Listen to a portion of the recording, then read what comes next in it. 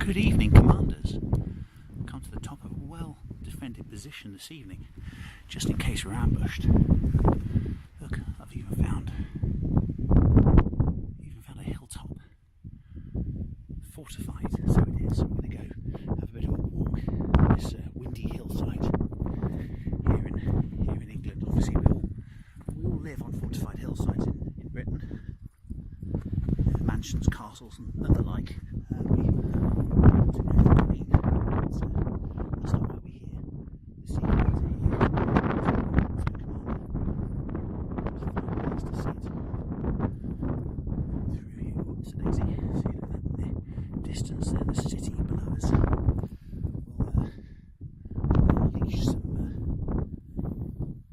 We'll unleash some walkers on that later, see if we can't take that glorious post-human republic empire. Yes, indeed. Dark. I'm not sure what you guys can actually see. It's the beautiful lights in the distance. Let's go down here and see if we can find anyone. Some steps. Oh, I say. Oh, look, there's Warlord Craig. Hello, Warlord Craig. Excellent. So, here we are, overlooking the beautiful city. I don't think we see much of the folly behind us there. I'll put a picture of that in the intro so you can have a proper look at it. So, what are we looking at, Warlord Craig? Second edition rules improvements for Dropzone. Ah, yes. So we could talk about that in preparation. So what's going on with it? What are the rules changes that we've got from Hawk Dave and his mighty crew? Standard, these are all beta. Beta, yes. And they might have changed before we actually get them at Christmas. Well, that's supposedly when they're rumoured to be. Indeed.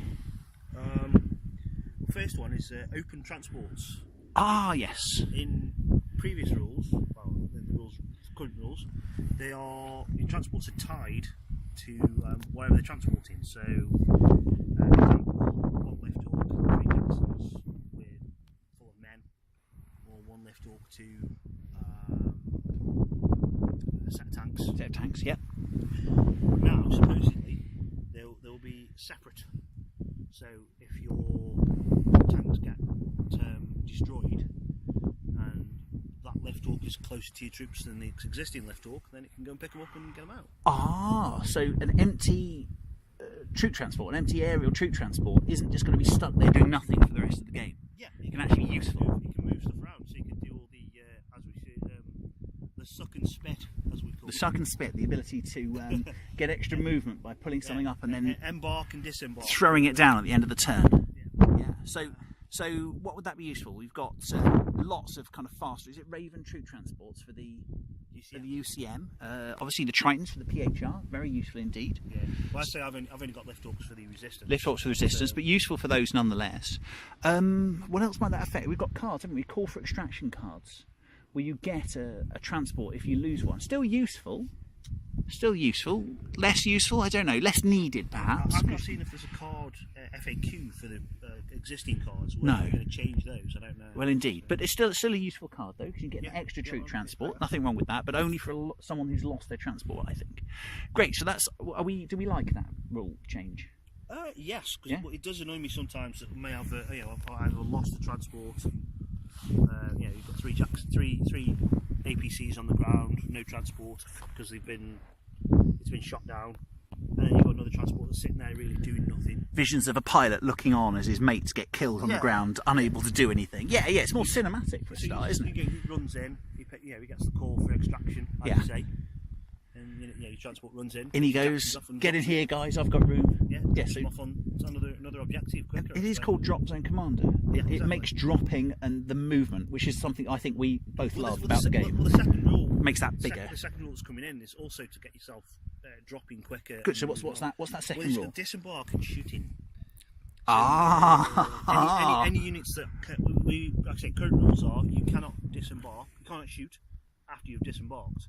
Apart from the hovercraft special rule, of course, for the trucks and stuff. Of course. Yes. The Resistance get special rules, don't they? But generally, when you drop on the turn, you can't shoot. So what would the rule be now? Well, they're going to say +2 to the penalty.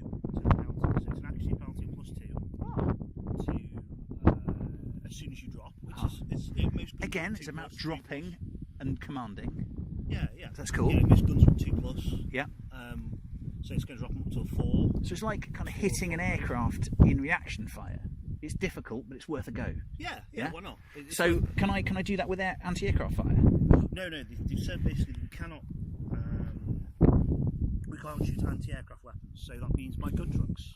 But if they're using their existing rule, maintain. I would hope. It's just one of the cool things about the Resistance, isn't it? It's one of the dirty tricks. That we know and love. Yeah, they go and hunt and kill. Yeah. Aircraft, don't they? Like say they use one of their to embark and disembark. Yeah. To do it. So it's not as if they're doing it for free. No, indeed. Yeah, oh right. So they can't come out, shoot, and then just get back in and be safe. It's not allowed. Right. So there is a balance to it, and hopefully they'll keep that in the new version. But it gives just something extra. So would that work on demolisher vehicles? Do you think? I like the idea of coming out and being able to shoot tanks because demolishers always hit on a 2+ anyway. Do you think that will be maintained? Because they always, no matter what happens, you shoot at a building with, you know, with a, I don't know. Yeah. So if you let's you shoot with a catapult from 200 miles away, you will hit a building on a 2. Yeah. Well, if I come in 2 Mehmeds or however yeah. used. I used to get frustrated because you're dropping them and you can't fire them. Like, we've all got them, haven't we? It's overly frustrating with tanks. Yeah. PHL got Enyos and there's loads of demolisher stuff about it. Half of the Scourge tanks do demolisher. So if you're keeping the no modifiers to hitting buildings, then you're dropping from a dropship, you're hitting a build very close in because you had to drop off a distance away before. So you're hiding behind a building before you move them into your target. So buildings are in trouble. Yes and no. Right. Because there is another rule as well. Just so before we go on that, there are. I know, because I mean that's an issue, isn't it? About whether buildings can still be hit on a 2. Personally, I'm pro building that always be hit on a 2. I think it's big and you hit it, but there are particular vehicles that always hit on a 2 no matter what. Right. So I think the Ocelot for the Shaltari always hits on a 2, and it's got a special rule. I think it's called Awesome Power. Power always hits on a 2. Doesn't matter what evasion countermeasures don't count, passive countermeasures don't count. Nothing counts. I think you can hide behind a building. I think you get cover saves against it, but that always hits on a 2. So would that be maintained if it disembarks from a gate? I don't know. We'd wait to see that one. I think. Yeah, that would be. Well, it's the same again. I had to all my tanks hit on the 2+. Yeah. So I mean, your guys would be affected, I think. But there's a special rule where you always hit on a 2. Yeah. So like the Ares tanks, walkers that the PHR get, I think you can only modify them to +1 against like skimmers and stuff. They've got like this little inbuilt thing against skimmers. So again, is that affected? But interesting. So we don't know the answer, but I think that's good to put forward. Speculate. Yeah, we can speculate and get it wrong, or just raise it as an interesting thing. Well, I'm saying the demolisher weapons, they're not allowing. I don't think it's on here. Oh, right, so demolishers. Basically, buildings without the demolisher keyword, weapons without demolisher keyword, cannot now kill buildings. It says here. Hey. In addition, buildings can no longer be dealt additional damage by weapons without the demolisher keyword. What? So I can't double up on a building? No, it means like my 90mm hull weapon. That's it. It's a strength 9 weapon, isn't it? So you can't fire them at buildings. What? Oh no! You can do damage to it. I bet you can. Yeah, you can't. If you double up, if you roll a 4+ on a strength on a toughness 6 building, you wouldn't be able to do double damage. So it only ever does 1 damage. So it's worth shooting at a building still. Yeah, but you can't do like you wouldn't do double damage. Again, Mehmed is what I use. Resistance. Yeah. So you're talking the main gun, which is Demolisher 4. Yeah. If you double up, that's 8 points of damage. And then if you hit him with the whole gun, it's another 2. Could be a small scourge incursion in the background there. Sorry, fellow commanders. Sorry, carry on. Yeah, so you're hitting him with 10 damage with like 1. Definitely does sound like something's being attacked by a small brain-eating jellyfish. But we'll try and do our best. We'll try and hide from them while we're discussing. So you've got 2 of them. So what's the maximum damage of a Mehmed at the moment? It's quite good. One Mehmed on his own. Do 8, 10, and it would go down to 9. Yeah. But it may have this new rule where it can go up in a drop and just fire in the first turn. There's 8 extra points of damage. Yeah. It's going to get in a game. So we're not complaining. That round where it's sitting there doing nothing. Yeah, it now does loads of extra damage. So over 6 turns, it's doing So it's doing 8. It does 2 extra points of damage over what it would hurt. Yeah. Is that right? Yeah. Something like that. Yeah, you're minusing 2 per turn. Maths. I'm going to stop doing maths now. Well, no, because I'll work it out. Put it in the comments. You're minusing 2 a turn. But Yeah. You're doing scourge 8? Scourge incursion. There we go. It's people, it is a beautiful spot. People explore it. So it's minor. There we go. Pause. No, okay. There we go. Look at on the ground there. And see a picture of the people as they pass. There we go. Oh, do you want to get a picture of me? No. We've got video going. Yeah, we've got video going at the moment. No, it'll all be edited out. It'll be fine. We'll edit won't we, listeners? We will edit I'm not breathing in. every little bit of it. There we go. Very good. You guys stay safe now. And you. You see the. People should be scared of us, to be really honest. No, goodness no. No, we're geeky wargamers. We are. I'm going for my first legal drink as a 21-year-old. Oh my goodness. There you have it, ladies and gentlemen. This person's going for their first drink at the age of 21. Yes, they are. Well done. Hey, go for it. Well done. You see, double your age. You see, ladies and gentlemen, the post-apocalyptic world that is Dropzone Commander. You come across amazing people. That's true. It's true. So there we go. So yes, where were we? We were on demolisher weapons, weren't we? Guns. We've done with like sort of damage to buildings with demolishers. That's right. Yeah. So you do extra damage in the first turn, essentially, but that's kind of mitigated by the fact that your little gun's not doing as much. But generally, I mean, if we're looking at what do I have? An Enyo for PHR. They do about 8 points of damage a turn if they roll properly. If they roll well, 4 to 8 damage a turn, and they'll be doing a lot more damage per game if they're allowed to drop and shoot at buildings. They'll be doing a lot more. So overall bonus for demolishers is just less of your stuff can demolish. Yes. Yeah, you're not doubling up on buildings anymore with high energy weapons. That's it. If I want to demolish a list, I can't any longer just spam katana light tanks and hope to destroy all the buildings. Now I've got to take a demolisher weapon to demolish buildings properly. Barrage. Yeah. And that means the PHR will be any longer be called the JCB. I don't know. We'll see. We'll see. How it goes. But definitely. So what's the next rule? The next one is objectives, supposedly. Ah. All squads in a building. Why we love the game. Search for an objective, whether the occupier or not. So, right. As soon as you enter a building, I'm sure you're in the lobby. You're in the lobby in the first turn. So imagine you're not on the first turn, are you? But on the second turn. Yeah. So everyone's rolling. Yeah, everyone's rolling. Okay. But also it's given as well that APCs, if you've got an APC close. So essentially you don't use APCs.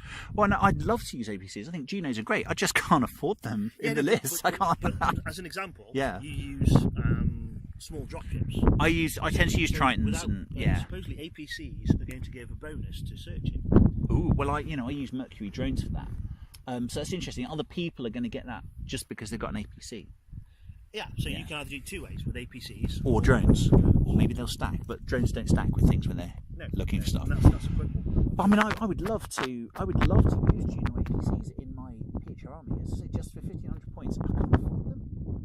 You just can't squeeze them in, and and they're not. The points cost to me is one of the problems of most stuff. You just want more, don't you? No, not more. I want it so you don't leave 1 point, 2 points, and 1 point over. Yes, Hawk. We'd like a 1 point pair of stripy underpants for our commander or something, so we can just make a pistol. I don't know, because that's not the kind of game where you can give a commander a pistol and call it 1 point, is it? So you understand. But I think with lists like the Scourge, they bought in loads of small things like prowlers and vampires and stuff, which are like 8 points, 9 points to 14 points, I think, for a vampire to allow you, I think, to bring up the list. And it's why Tritons get like machine guns, isn't it, on them? And everyone's kind of got these little fillers, but you do end up 10 points shy sometimes, don't you? Yeah, I don't try to get 10 points. My maximum is like 3 or 4. Yeah. I never try to get beyond that. No. Anyway, now we're talking about. Oh, was there some? I'm sure there was something else about being in the objective. Was it something like, if I'm the occupier and I'm the occupier, it's slightly easier to find it than if I'm the invader of the building? No, it's basically you can both do it. It's yeah, you both do it. I've already done it. I'm sure it's there somewhere. Oh yes, yeah. There you go. All squads in the building search, but the occupier gets a bonus. That's it. Sorry, I misread that. No, not at all, not at all. So yeah, so you both get to search, but there's still an advantage for getting there first. Yes, of course. There's still a definite advantage for getting there and being Well, the that's occupier. The point, isn't it? At the moment, there's no advantage to getting a building first. No, Not at all. no. Because you get in first. Yeah. And all the barrage and demolition on the ball blows you into the next week. Yeah. Yeah, absolutely, totally. We'll see how that goes after these changes. Yeah. So okay, so what's the next set of rule changes? We've got CQB, and I was saying getting central part of the game, very interesting. Receiving more dice for being the occupier and losing dice for if you're searching or shooting that turn. Now, I've looked at other posts that people have been putting up from Gen Con, which is happening in America. Oh yeah, well done, you colonials, well done. Yeah, very nice. And We'll have you back. We'll have you back. But carry on. Essentially, they're supposed to be streamlining CQB. But adding more dice and more modifiers in, to me, doesn't streamline. No, I mean, if they, for example, you know, I don't know, 10 bases and you have 12 bases, yeah, and they've all got different kinds of, I don't know, numbers of dice you can throw. We just throw all the dice against each other and see what dies. Maybe that's streamlining it. I don't know. We don't know what those changes are going to be, do we? Well, I've heard somebody moan against CQB. Basically, it's whoever gets all the sixes wins a CQB. Yeah. Okay, as long as that's the same for both players, I'm all right with that. I'm not bothered about CQB. Yeah. I know basically I've got to get my CQB score up for my basic troops. Yeah, I tend to be able to do it without sixes. It depends on what troops I choose. I've now learned that free riders are quite hard in building. Free riders are good. They've got armour 3. They've armour 3, that's right. I mean, I use immortals. They generally lose things, but that's not really why I take immortals, is it? I take them just to pick things up. I've got sirens. I've got access to sirens, but you know, you've got really amazing close combat choices for each of I've got veterans. I can drop yeah. in if I'm playing an allied unit. I can drop in a Marine Force recon. I see. In Shaltari, you've got weird mega battle suits and tall mechs. they've got those as well. And the Scourge have got razor worms and destroyers and agents. They've got great close combat. I think people complain that they don't have an exotic infantry choice, but to be honest, I'm not sure. Scourge, you need it because they've got amazing stuff. Well, I know my exotic choice is my veteran. Yeah, minus sirens for the PHR, but I think the Scourge don't sappers. get one. People hate my sappers. Yeah. Supposedly. I think they just have. Yeah. I think they just have like scouts and support or something like that. But you know, I'm not unhappy with CQB as it is. I like the idea of modifying things. I mean, I run a Medusa sometimes, and that modifies the amount of dice that you have. You have cards, don't you? I have cards. I've also got the spider launcher that's on that I can fit on the Jackson. So we're not. Gives me extra dice. Yeah, so that's okay. That doesn't seem to slow it down too much. No, it's supposed to be the same. Yeah. But it says also you can CQB dice may be distributed more freely. Because you have to equally put them against squads. Yeah. So I suppose that means now we can focus it on the more dangerous squads. Maybe. Just do over the really hard ones. Well, yeah, you've got your sirens. It's what, 5 CQB are they or something like that? Yeah. CQB with 5. 5 plus vulnerable save. I think it's better than that, 2 or 3 or something like that. Yeah. So you know, if you want to do them over with all your dice, and then you're going to do it, aren't you? So, you may do. Yeah, so we'll see how that one. You're taking the heavy units out the I mean, I think that's the beta rule change that we have got least information about so far. Like I said, it's just they're going to do something with it, and they're kind of coming to a conclusion about what they do, which is cool. Yeah. Good. So, are there any others? There's last one. Last one. It's back into buildings again. And it's to do with falling masonry. Ooh. They are changing the name to collateral damage. Collateral damage. Now, seeing as they're changing that's it frightening, to ladies a and gentlemen. generic name instead of like falling masonry. It was iconic. Well, no, but the obviously if you change it to collateral damage, it can then move to other things, couldn't it? Yeah. So instead of it won't be falling masonry, it'll just be any damage that comes into the building. Does that mean I can now sleep easy underneath an air conditioning unit? I don't think so. No, really? Are they still dangerous things? Well, is that a thing? Definite. Yes. Oh, I tell you, I think it's actually in the rules. It talks about falling air conditioning units. Right. They say supposedly that collateral damage will have been simplified and reduced to energy 5, where it used to be energy 6. So, so individual armour for infantry units becomes more important. It does. Well, because you get 3s, don't you? Oh, I think your free riders armour 3. Yes, they are. So that means that to kill you with a piece of collateral damage, that would require a 3+ rather than a 2. Is that right? Yes. Yeah. 3+. Same with most of the PHR stuff. Yeah. So that's interesting. That's interesting. And that's the last one actually, other than on the list we've got from the Gen Con. And there was a piece of hearsay rumour we've heard on the internet today, isn't there? What's that piece of hearsay rumour? rumour? They are removing the 6-inch height rule. Oh, okay. They are basically going. This is like flyers pure line bob along at 6 inches, don't they? Yeah. They're going for pure line of sight at the height of the flight stands for all of the dropships. Now, I shortened one of my flight stands, so that's something for me. So, well, hopefully Hawk Dave will do, I don't know, a stick amnesty. Well, Give out loads of free sticks. I don't know, because people do model things. yeah, you change things. That's So what. I shortened one because I thought it looked good. It was like doing the 2-inch. Sorry, it's what these fiendish wargamers do, isn't it? Yeah. They change things. Well, Dave, if you're listening, Yes. Bases with damage markers on would be good. Yes. Yes, that would be good. That would be good. But, Yeah, no, for the small ones, the one damage point flyers, didn't need them.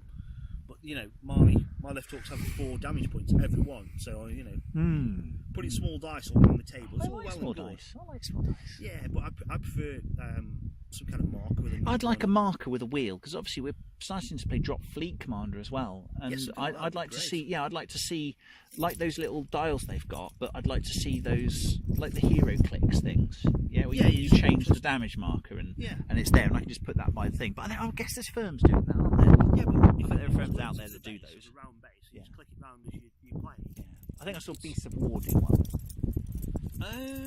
TT Combat. TT Combat, oh, They did great some- firm. they We love did- TT Combat. They did some damage markers. They got Very- 15, so they're ready. Yeah, well, that's good. Yeah, well, yeah, but still pretty. I mean, yeah, but very reasonably priced TT Combat stuff Yeah. generally. The other option I was thinking of doing is 4 acrylic discs that fit around the actual pole. Oh, you just take them off the bowl. Oh, well, that's clever. I just thought that. Oh, I like that. So I you like get that. 4 acrylic discs with a slot in. Yeah. So they slot round the pole. Put them over and the you top. And you just pull out when you got 4 on. You pull them out as you take damage. So I guess, I mean, finally, any rules will change the way units work. And something I think, one of the other reasons, I mean, I love this game for loads of reasons, but one of the reasons I love the game is it's pretty balanced.